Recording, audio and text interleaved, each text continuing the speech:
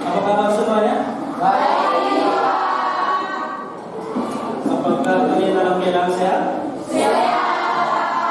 Oke, sehat untuk kita melaksanakan kegiatan belajar mengajar hari ini?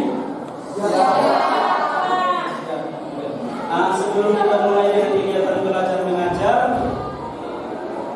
saya persilahkan salah satu dari kalian untuk memimpin kita dalam doa.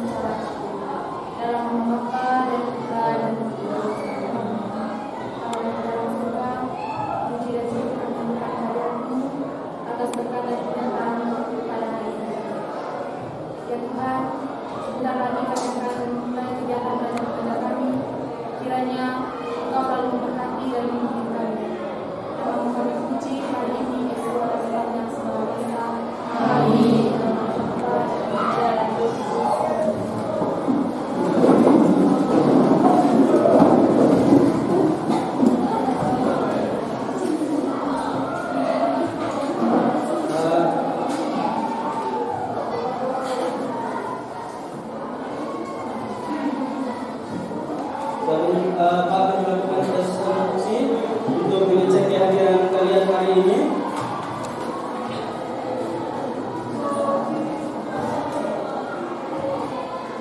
Frasi Edo, Agnesia Wanda,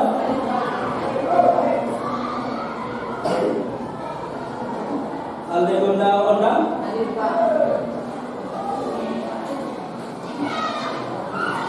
Adegonda Jaya, Alexandro Salata, Andreas Ego,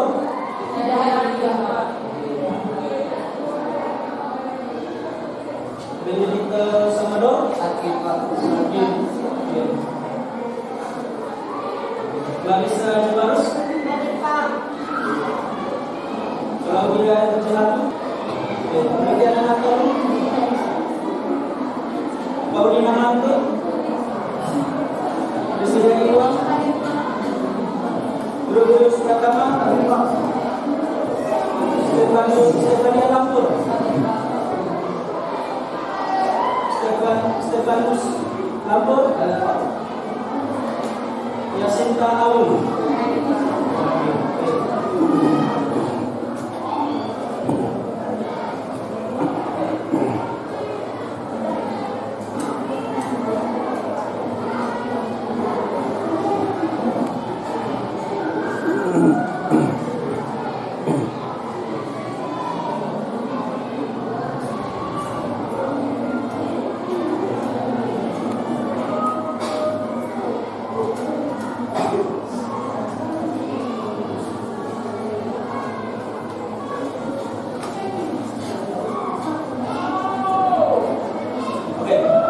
Sebelum kita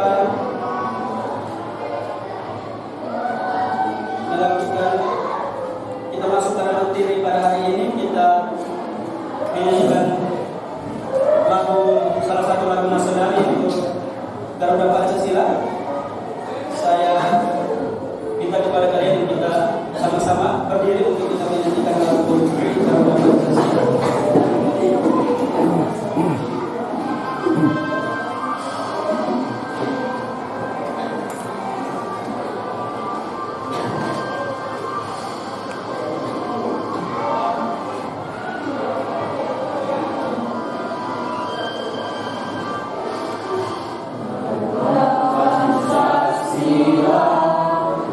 Akulah penunggu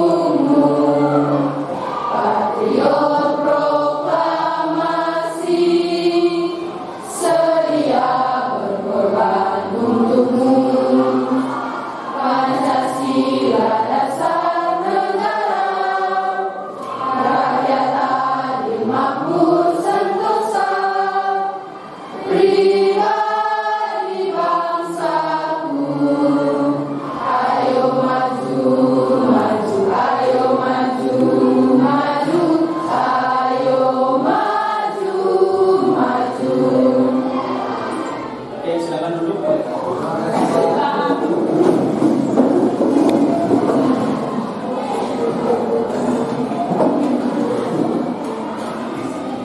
Baik.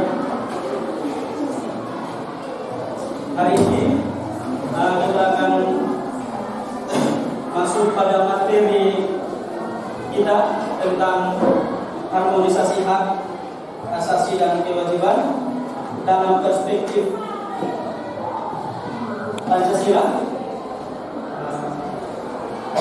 Dari anak-anak semua, materi kita dari minggu kemarin tentang hak asasi manusia ya. Anak-anak itu kita ini lanjut tentang harmonisasi hak asasi dan kewajiban dalam perspektif Pancasila. Oleh karena itu, kita belajar tentang hak dan kewajiban dalam kehidupan kita sehari-hari, dan setiap kita sebagai warga negara Indonesia, kita pasti memiliki hak dan kewajiban. Di dalam kehidupan kita sehari-hari, hak dan kewajiban itu tidak bisa terlepas dari kehidupan setiap warga negara. Setiap orang memiliki hak dan kewajiban. Sebelum saya bertanya kepada kalian, di dalam ruangan ini apakah ada orang yang tidak memiliki hak, atau dari salah satu dari kalian tidak memiliki hak dalam kehidupan? Tidak.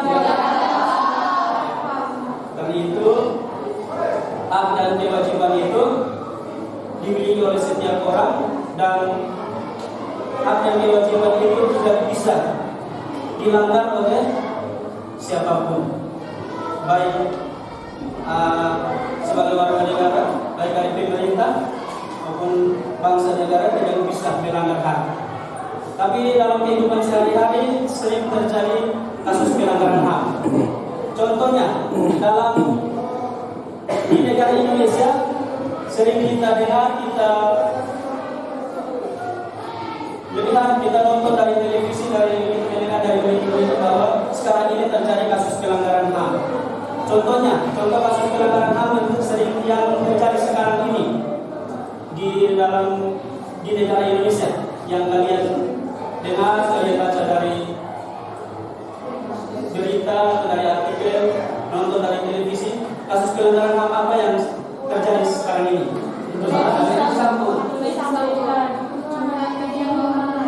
Ya, menghilangkan nyawa orang lain. Contohnya seperti apa? Yang sering kasus Sambo. Oke. Kasus apa lagi? Kasus pelanggaran HAM. Diskriminasi agama. Oke. Apa lagi? Demonstrasi.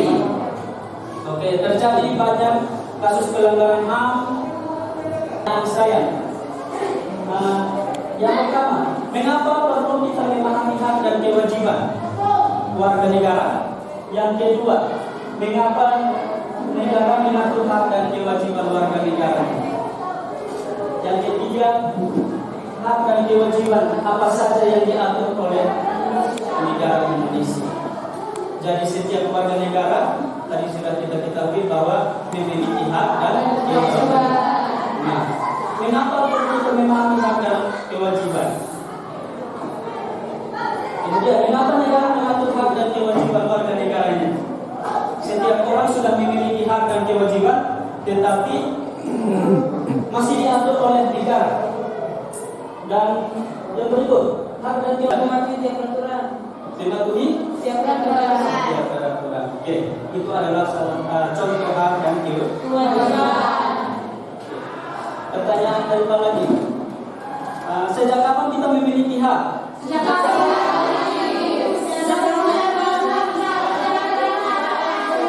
Satu persatu. Sejak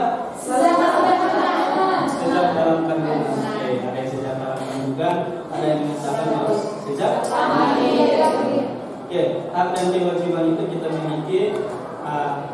Kalau dalam pengertian undang-undang itu sejak kita lahir.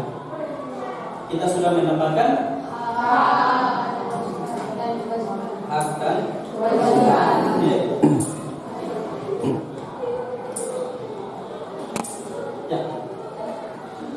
harus memahami tadi dalam pertanyaan kita harus memahami hak dan kewajiban. Ini adalah pengertian hak. Pengertian hak itu menurut Undang-Undang Nomor 39 tahun 1999 dalam pasal 1, yaitu hak adalah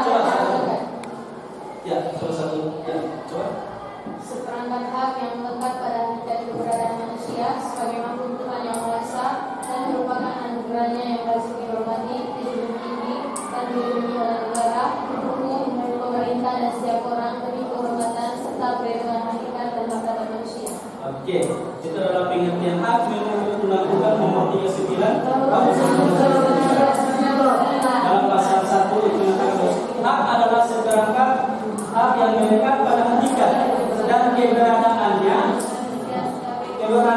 manusia sebagai makhluk Tuhan yang Maha Esa dan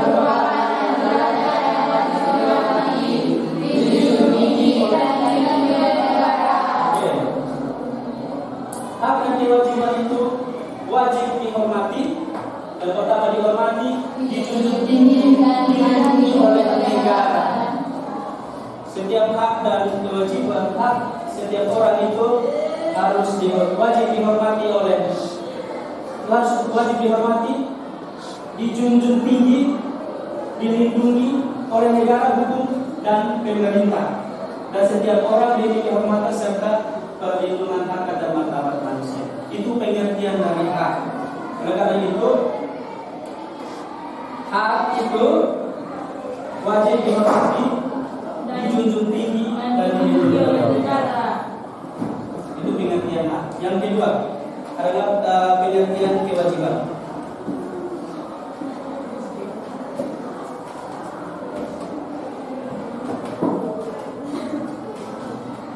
Menurut Undang-Undang Nomor 39 tahun 1999, pengertian kewajiban itu adalah kewajiban asasi adalah kewajiban asasi manusia atas semangat kewajiban yang apabila tidak dilaksanakan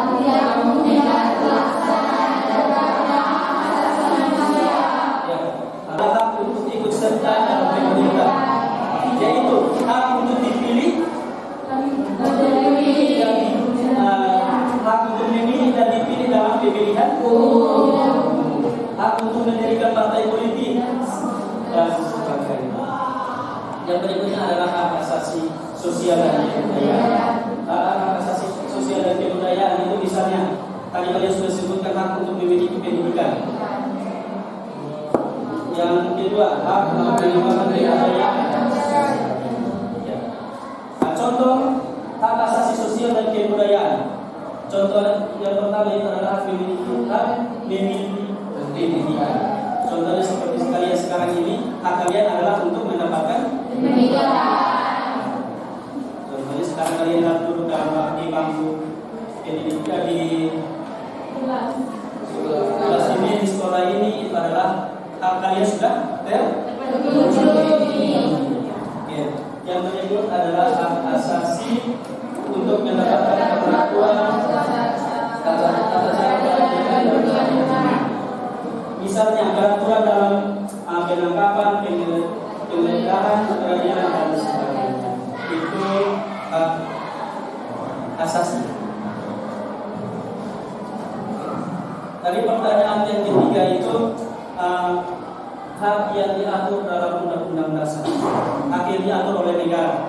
Jadi hak kita itu diatur dalam Undang-Undang Dasar 1945. Itu dari pasal 27 ayat 1 sampai dengan pasal 34. Itu nanti bisa kita lihat dalam undang-undang dalam pasal 27, contohnya itu hak atas kesamaan dan pemerintah. Ya, pasal 28 itu mencatatkan mereka berserikat, berkumpul dan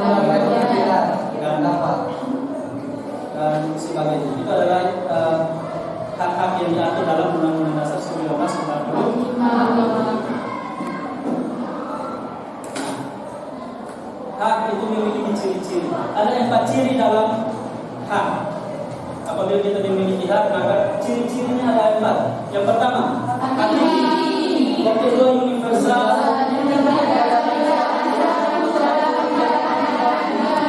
Yang ketiga dapat dibagi. Ada 4 ciri-ciri, yaitu hakiki, universal, tidak dapat dibagi. Untuk yang pertama, hakiki itu adalah hak asasi sebuah manusia yang hak yang sudah ada sejak. Universal ini berarti umum. Hak itu sudah dimiliki oleh semua orang.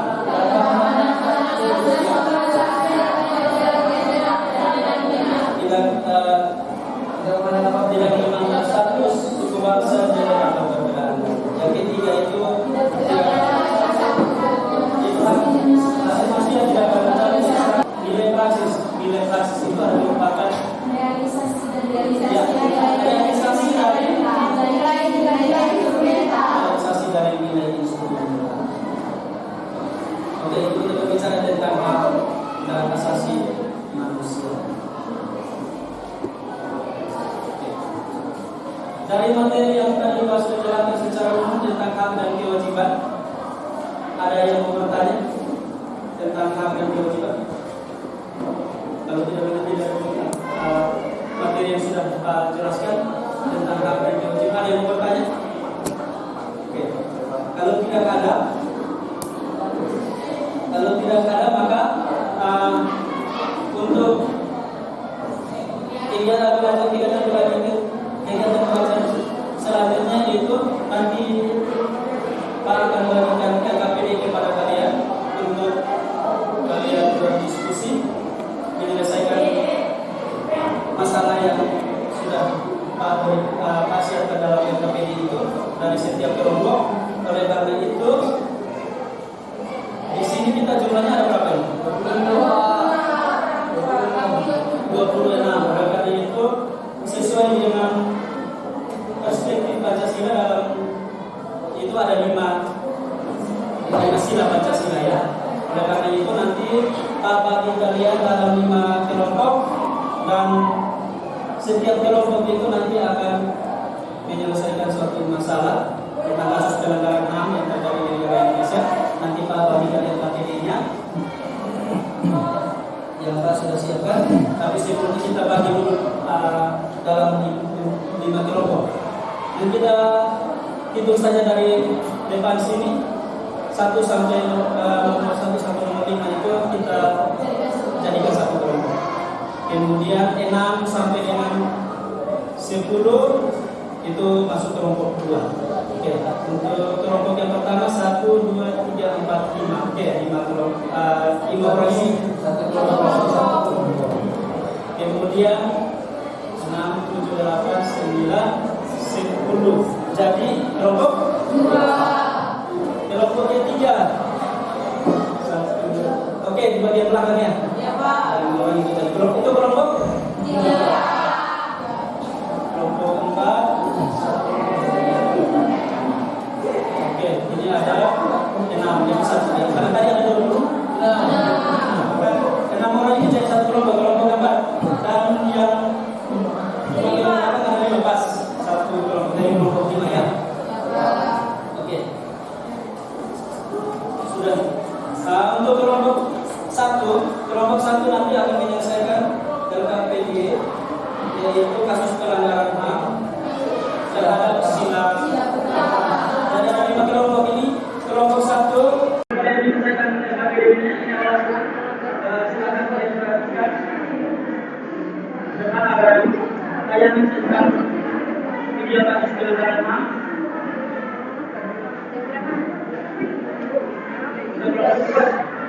Selamat berjalan.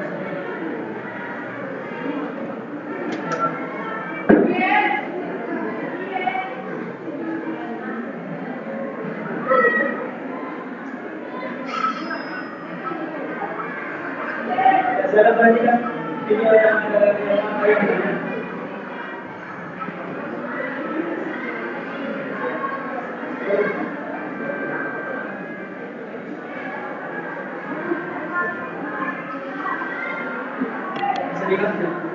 Siapa?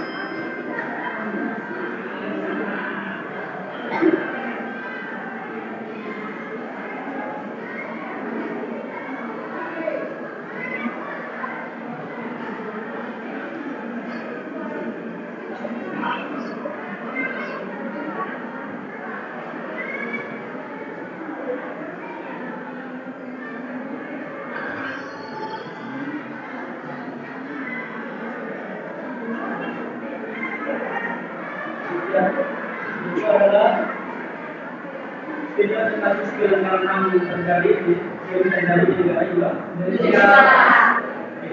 Dari video itu, video yang sudah ditayangkan dan yang sudah dilakukan ada beberapa kasus pelanggaran HAM dari video itu.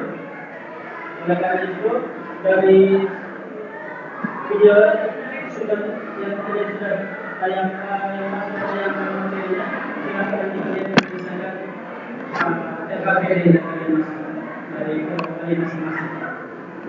Itu akan mencari kasus pelanggaran HAM dalam pelanggaran HAM terhadap sila pertama, kelompok kedua itu sila kedua, kelompok ketiga sila ketiga, keempat dan sila kelima. Oke, sebelum Pak bagi dulu RKPD-nya untuk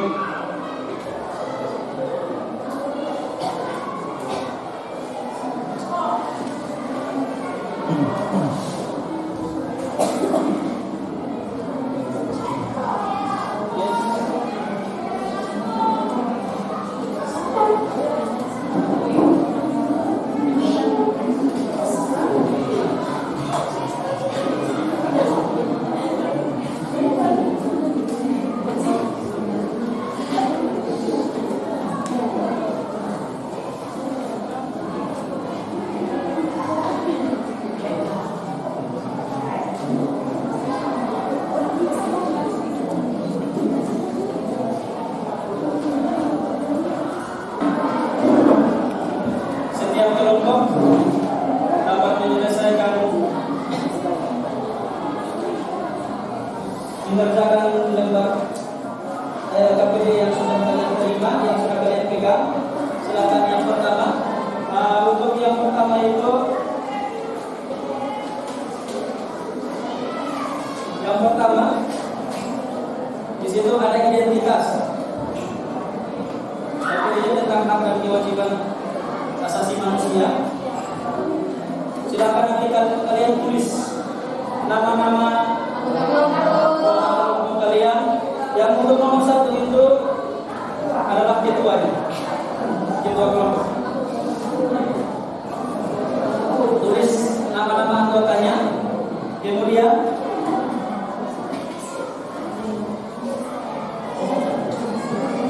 petunjuk. Nah, petunjuk dalam melaksanakan atau menyelesaikan lembar pekerjaannya kalian itu adalah yang pertama, kalian perhatikan di situ ada gambar yang sudah sediakan. Gambar-gambar itu merupakan kasus pelanggaran HAM. Kasus pelanggaran HAM yang terjadi di negara Indonesia. Ada 12 gambar. Kalian perhatikan gambarnya baik-baik.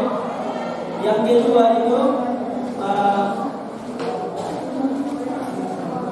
kalian setelah memperhatikan gambar, kalian bisa juga mencari dari sumber lain, contohnya seperti dari internet dan dari buku paket tentang kasus.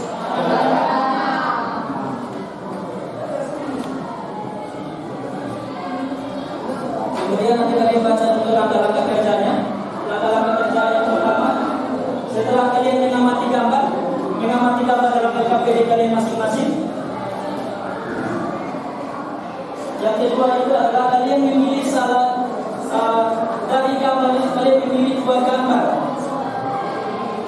2 gambar yang merupakan pelanggaran HAM terhadap sila. Contohnya kelompok pertama tentang sila. Berarti pilih gambar kasus pelanggaran HAM terhadap sila pertama, yaitu sila keterangan Indonesia. Yang kedua, setelah kalian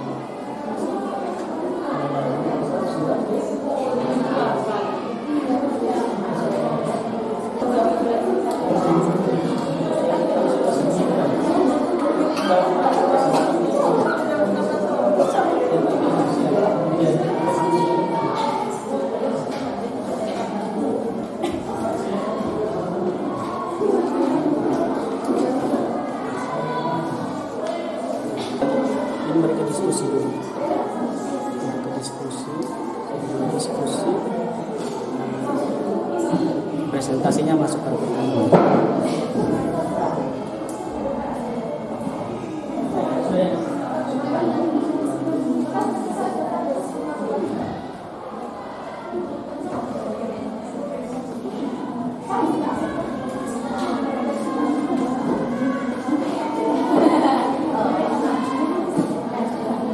Bagaimana saja kelompok hasil diskusinya? Sudah selesai? Belum, oke. Kalau belum silakan tidak menunggu.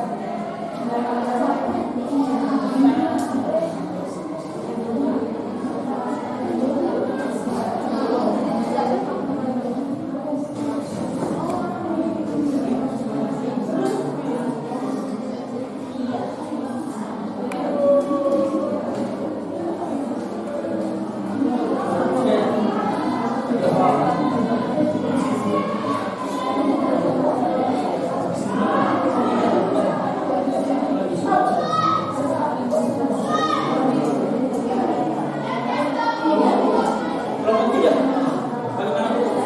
Sudah?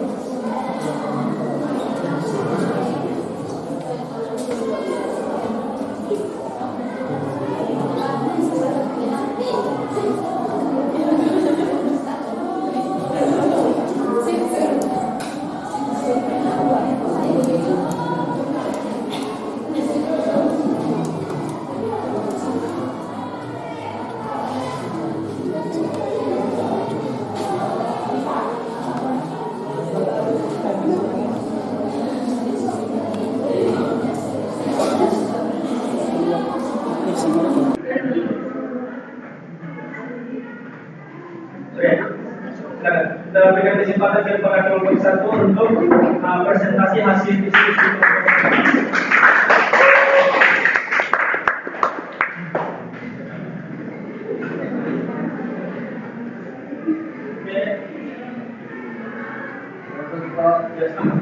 Selamat pagi teman-teman. Terima kasih atas waktu dan kesempatan yang telah diberikan kepada kelompok kami untuk mempresentasikan hasil kerja yang telah kami kerjakan. Sebelumnya kami ingin memperkenalkan nama anggota kelompok kami. Baik, perkenalkan nama saya Stefanus Margaraku, saya sebagai ketua kelompok 1. Baik, sebelah saya atas nama Kristian Jalan Agus sebagai pemateri. Saya wali kota Tamansaru. Saya Maria Terkani Kabupaten. Nama saya Stefania Levina Lampu. baik untuk pemateri, memberikan kesempatan saya silakan. Nomor 1, kenapa bisa terjadi HAM? Dari gambar nomor 5 dan nomor 7, bisa terjadi HAM karena kurangnya pemahaman tentang HAM. 2, penyebab terjadi pelanggaran HAM. Pelanggaran HAM dapat disebabkan oleh yang pertama, faktor pelanggaran HAM yang berasal dari dalam diri sendiri atau internal. Yang pertama, sikap egois atau terlalu mementingkan diri sendiri. Dua, rendahnya kesadaran HAM. Dan yang ketiga, sikap tidak toleransi. Yang kedua, faktor pelanggaran HAM yang berasal dari luar atau eksternal. Yang pertama, penyalahgunaan kekuasaan. Yang kedua, ketidaktegasan aparat penegak hukum. Yang ketiga, penyalahgunaan teknologi. Dan yang keempat, kesenjangan sosial dan ekonomi yang tinggi. Yang ketiga, pelanggaran HAM terhadap sila Pancasila yang pertama. Pelanggaran HAM terhadap sila Pancasila yang pertama pada gambar adalah diskriminasi agama, di mana terlihat ada tindakan yang membedakan, mengucilkan, ataupun membatasi suatu agama tertentu dari masyarakat, dan mereka memaksa agama lain untuk mengikuti ajaran atau aturan agama mereka. Yang keempat, pelanggaran HAM terhadap undang-undang. Dalam Undang-Undang 1925 pasal 29 ayat 1 dan 2 menyatakan bahwa negara berdasarkan asas ketuhanan yang maha esa. 2. Negara menjamin kemerdekaan tiap-tiap penduduk untuk memeluk agamanya masing-masing dan untuk beribadah menurut agama dan kepercayaan itu. Bagaimana solusi dalam pelanggaran HAM? Kita sebaiknya sebagai warga negara yang memiliki hak dan kewajiban untuk beragama, sebaiknya tidak menganggap bahwa agama lebih penting daripada agama orang lain. Kesimpulan, yang pertama, menaati peraturan HAM sangat penting agar kesimpulannya kehidupan yang harmonis antar umat beragama. Yang kedua, kita tidak boleh memaksa orang lain untuk memeluk agama atau kepercayaan yang dianggap paling benar.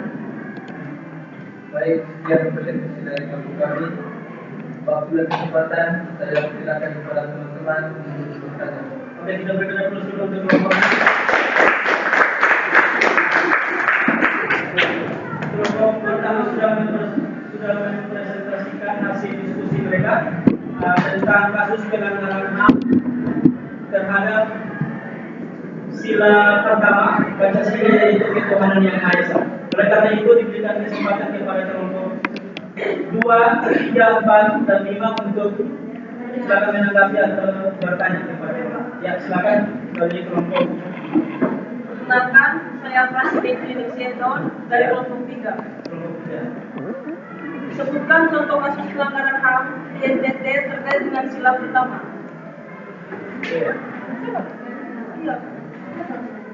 Menurut kelompok kami, sejauh ini tidak ada karena di NTT dikenal sebagai warga negara yang menghargai toleransi. Terima kasih. Bagaimana? Oke. Ya. Kelompok itu. Perkenalkan, nama saya Juliani Rita Selamantu dari kelompok 3. Kelompok 2 ya. Apa saja contoh pelanggaran HAM? Apa saja contoh pelanggaran HAM yang terjadi di Indonesia yang melanggar sila pertama? Contoh pelanggaran yang terjadi di Indonesia yang melanggar sila pertama, yang pertama menyebarkan ideologi ateis, yang kedua melarang orang lain untuk beribadah sesuai dengan agamanya, yang ketiga menyebut umat beragama lain dengan sebutan kafir, yang keempat merusak atau menyegel rumah ibadah, dan yang terakhir melakukan penyerangan terhadap umat beragama lain. Oke, bagaimana? Pas. Terima kasih. Ya, terima kasih. Silakan. Baik, perkenalkan nama saya saya dari kelompok 4. Pertanyaan kepada Komisioner. Apa pengaruh sikap kita sebagai warga negara yang menunaikan hak dan kewajiban terkait dengan sila pertama Pancasila, dan apa dampak yang terjadi dari konflik antar agama? Baik, pengaruhnya adalah munculnya banyak konflik yang berkaitan dengan agama dan dampaknya menimbulkan. Saya memberikan kesempatan kepada teman-teman untuk memberikan pertanyaan kepada kami terkait dengan materi yang kami paparkan. Oke, pertanyaan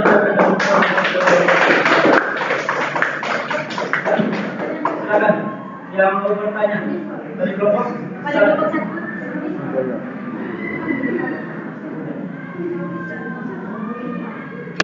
Silakan yang bertanya. Perkenalkan, saya Stefanus Nagatu. Saya dari Fakultas Pertanyaan, mengapa pelanggaran HAM bertentangan dengan sila keempat Pancasila? Mengapa sehingga pelanggaran HAM bertentangan dengan sila keempat Pancasila? Ya. Saya menjawab karena pada kasus pelanggaran HAM memiliki keterkaitan pada sila kelima Pancasila. Salah satunya adalah sila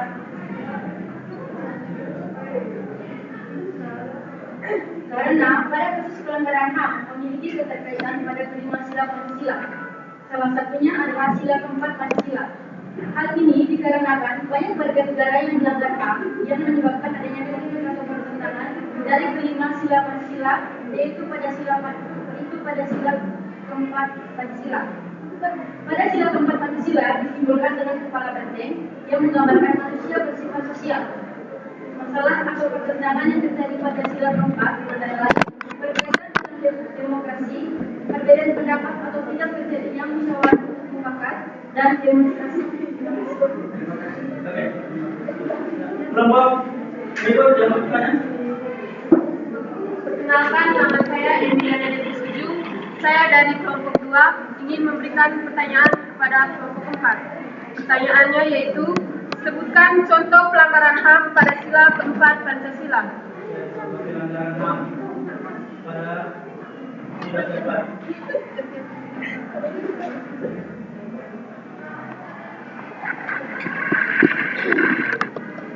Baik, saya akan menjawab pertanyaan dari kelompok 2. Salah satunya adalah pembatasan kebebasan berpendapat merupakan salah satu contoh pelanggaran sila keempat. Contohnya adalah tindak kekerasan yang mencatat langkah pemerintah yang membatasi kebebasan berpendapat dan berekspresi.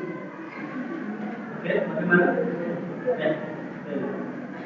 Berikut kelompok 3. Ya, silakan. Perkenalkan, saya dari kelompok 3. Sebutkan contoh pelanggaran HAM terkait dengan sila keempat. Contoh. Pelanggaran HAM terkait sila keempat. Ya, contoh pelanggaran HAM. Ya. Contoh pelanggaran HAM dalam sila keempat yaitu pembatasan kebebasan berpendapat. Pada 2012 Komisi untuk Peradilan dan Korban Kekerasan dan Komunitas mencatat ada dokumen terkait langkah pemerintah dalam upaya membatasi kebebasan berpendapat dan berekspresi. Oke. Kita memasuki kelompok 5. Silakan. Yang mau bertanya? Apa hubungan pelanggaran HAM pada Pancasila yang dijabarkan pada sila keempat? Oke, bagaimana hubungan antara Apa hubungan pelanggaran HAM pada Pancasila yang dijabarkan dalam sila keempat? ya hubungan pelanggaran HAM yang dijabarkan dalam sila keempat Pancasila? Oke. Hak asasi dalam sila keempat adalah menempatkan hak setiap warga negara Indonesia untuk bermusyawarah dan menyampaikan pendapat secara demokratis. Di lain hal, sila keempat Pancasila juga mengamanatkan masyarakat untuk senantiasa bertindak demokratis, bijaksana, dan tidak memaksakan pendapat orang lain. Jadi, pelanggaran HAM dan sila keempat Pancasila memiliki hubungan yaitu menekankan masyarakat dalam menyelesaikan masalah, sebaiknya secara musyawarah dan mufakat sehingga keputusan yang diambil itu lebih pasti. Terima kasih. Oke, kita Baik, terima kasih atas perhatian dari teman-teman. Demikian presentasi dari kelompok kami. Sekian dan terima kasih. Oke. Terima kasih.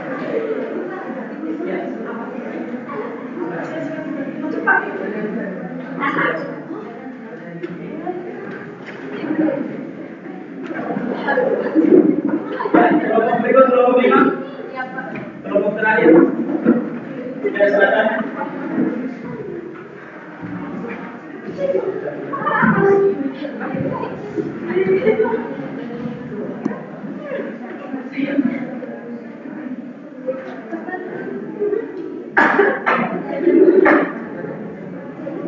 Ya, silakan.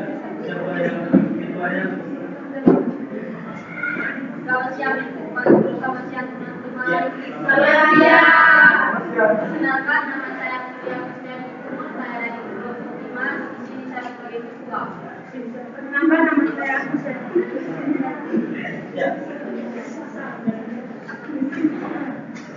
Saya dari Perumahan. Berikut. Perkenalkan, nama saya Kalian Putri Jennifer. Perkenalkan, nama saya Dr. Ya. Berikut.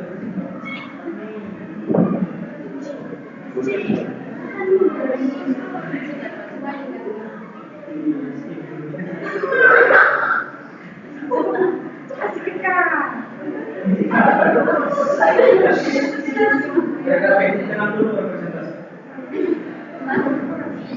Silakan. Saya persilakan kepada materi yang akan disampaikan. Analisis permasalahan. Ya, silakan. Mengapa bisa terjadi hal?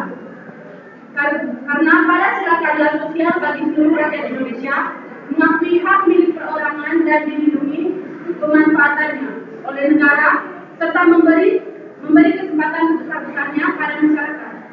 Asas keadilan dalam HAM tercermin dalam sila ini, di mana keadilan di sini ditujukan bagi kepentingan umum, tidak ada perbedaan atau diskriminasi antar individu.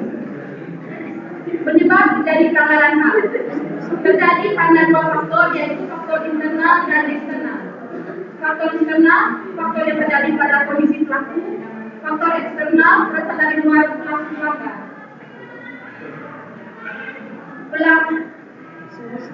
Pelanggaran HAM terhadap sila Pancasila.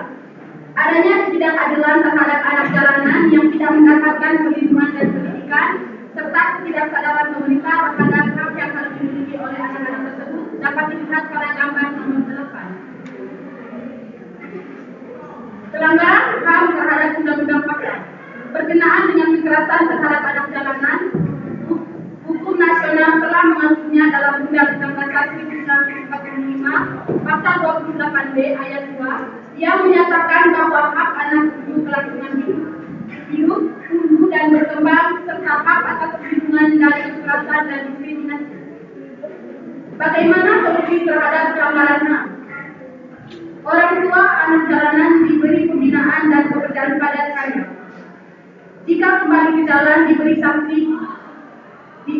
sanksi pedas, yaitu kurungan dan denda. Anak-anak ditempatkan di tempat perlindungan sehingga orang tua dapat kembali mengasuh anaknya. Kesimpulannya, di kesimpulan akhir yaitu kita sebagai warga negara Indonesia yang memiliki hak dan kewajiban yang sama harus meningkatkan sikap toleransi dan kepedulian terhadap sesama agar terciptanya suatu keadilan sosial bagi seluruh rakyat Indonesia. Sekian presentasi dari kami, kami berikan kesempatan kepada teman-teman untuk memberikan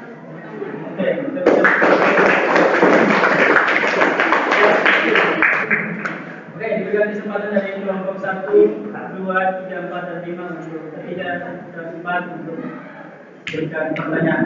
Silakan. Yang mau bertanya, yang kelompok 1. Perkenalkan, nama saya Maria Federasi saya dari kelompok 1. Mengapa pelanggaran HAM bertentangan dengan sila kelima? Jawabannya, hak asasi manusia tertuang dalam sila Pancasila termasuk sila kelima yang berbunyi keadilan sosial bagi seluruh rakyat Indonesia. Berdasarkan sila tersebut, negara mengakui hak milik perorangan, melindungi pemanfaatannya dan memberi kesempatan secara luas kepada masyarakat. Ya, berikut kelompok 2. Perkenalkan, nama saya Fitria Musirati, saya perwakilan dari kelompok 2. Apa penyebab terjadinya pelanggaran HAM pada sila kelima? Penyebab terjadinya pelanggaran HAM yaitu sikap egois, tingkat kesadaran HAM yang rendah, kondisi psikologis pelanggaran HAM, tingginya perilaku intoleransi, rasa ingin balas dendam. Terima kasih. Oke, terima kasih. Kelompok berikut, kelompok 3 ada pertanyaan enggak? Oke, silakan kelompok 4. Kelompok 3 silakan kelompok 4. Perkenalkan, nama saya Robert Santoso. Saya dari kelompok 4. Menurut kelompok kalian, apakah di zaman sekarang keadilan sosial sudah mencukupi bagi masyarakat Indonesia? Jika iya, mengapa sekarang masih ada yang lebih kurang?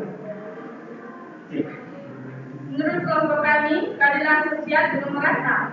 Buktinya, pada tahun 2019 hingga 2020 terdapat peningkatan jumlah penduduk peningkatan jumlah penduduk di sini. Oke, kita berikan aplaus untuk kelompok ini.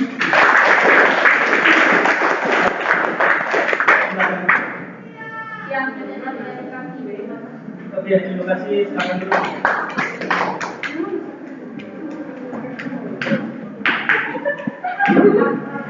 Ya.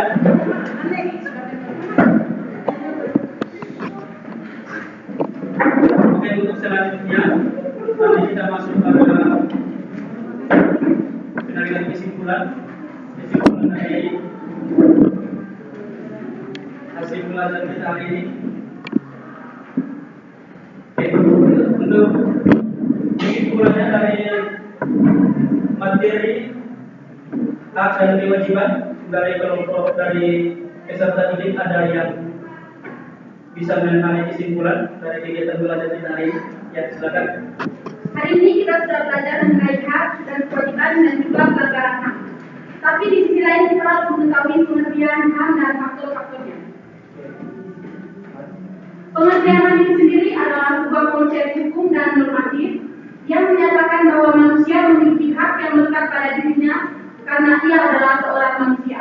Dan untuk faktor-faktornya terdapat dua faktor, yaitu faktor internal dan faktor eksternal.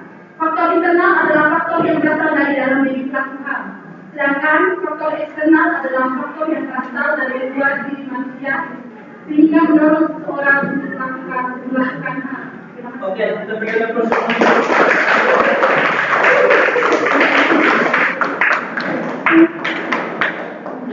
Kesimpulan dari materi kita hari ini, kita belajar tentang hak asasi dan kewajiban. Dalam pelaksanaan hak asasi dan kewajiban di kehidupan kita sehari-hari, baik di lingkungan keluarga, sekolah, masyarakat, bangsa dan negara, sering terjadi kasus pelanggaran HAM. Pelanggaran HAM terjadi itu ada dua faktor, yaitu faktor internal. Faktor internal itu faktor dari dalam diri seseorang, yaitu contohnya tadi ada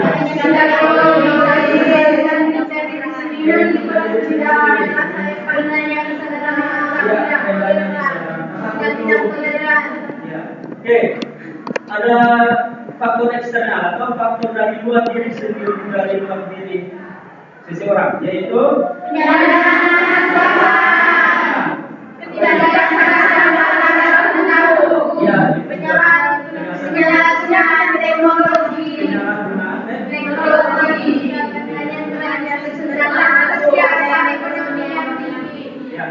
itu adalah dua faktor eksternal dan internal.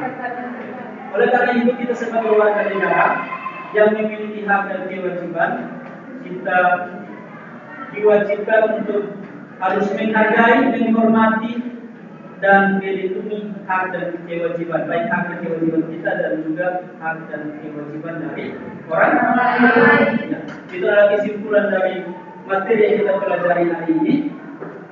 Dan untuk dari kalian, silakan nanti tulis refleksi hasil belajar kita hari ini. Apakah yang pertama itu bagaimana kesan Anda terhadap kegiatan belajar hari ini? Nanti tulis di satu kertas, setelah itu nanti dikumpulkan. Kemudian yang berikut, setelah mendapatkan materi tentang hak dan kewajiban melalui penerapan PBL, apakah kalian mendapatkan perbedaan dari kegiatan belajar sebelumnya atau tidak? Apakah dengan kegiatan belajar mengajar dengan menggunakan model PBL atau problem-based learning dapat meningkatkan tingkat motivasi belajar kalian atau tidak? Silakan nanti kalian tulis di satu kertas, kemudian dikumpulkan. Nanti saya minta untuk 2 orang dari kalian bisa membacakan hasil refleksi kalian terhadap kegiatan belajar. Ya, silakan.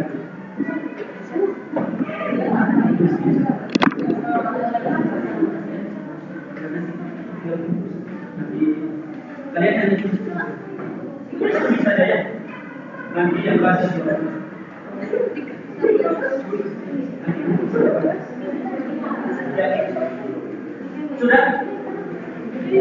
Silakan tulis hasil refleksi kalian tentang kegiatan belajar mengajar kita hari ini. Nanti Ibu buka. Kemudian ada refleksi juga.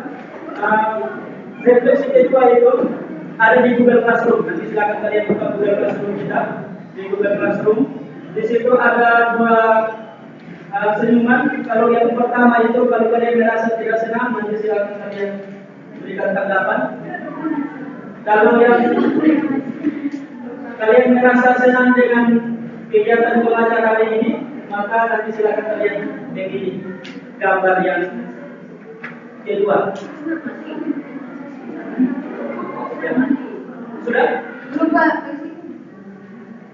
Silakan kalian melakukan refleksi tentang kegiatan belajar mengajar kita hari ini.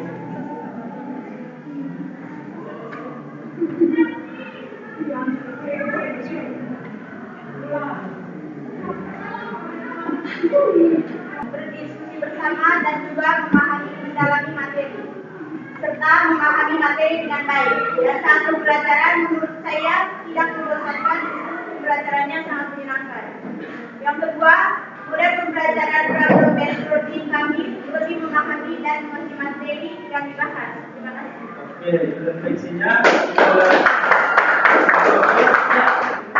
Silakan hasil refleksi yang kalian tulis di kertas kalian masing-masing silakan dikumpulkan sebagai refleksi bagi saya. Ya, satu orang kumpul ya.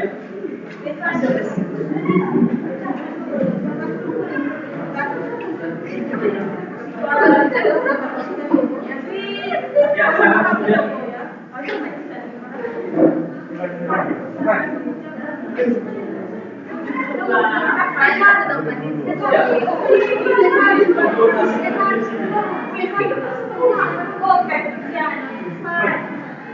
Oke, ya sudah selesai.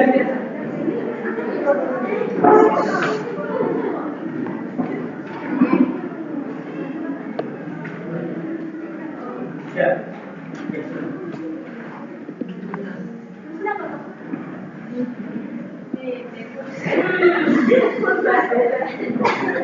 Oke.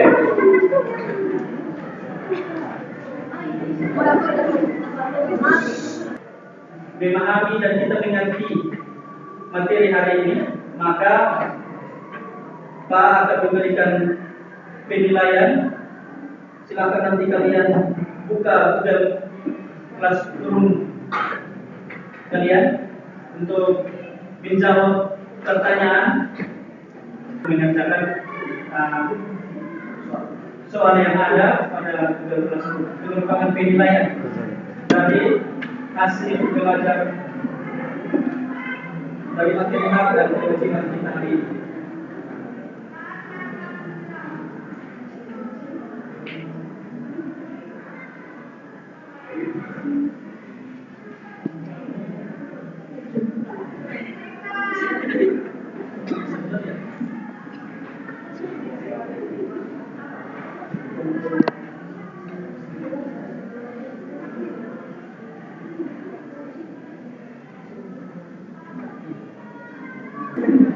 Demikian materi kita tentang hak dan kewajiban.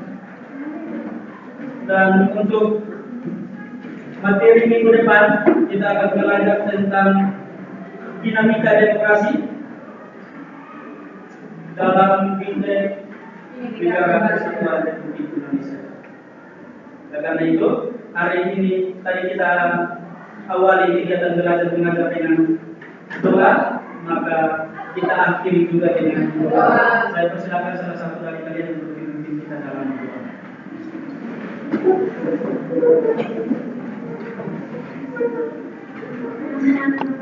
Malam kita mengucap yang satu berdoa dan dimana saya memperdoa ini secara iman dalam bangsa dan negara.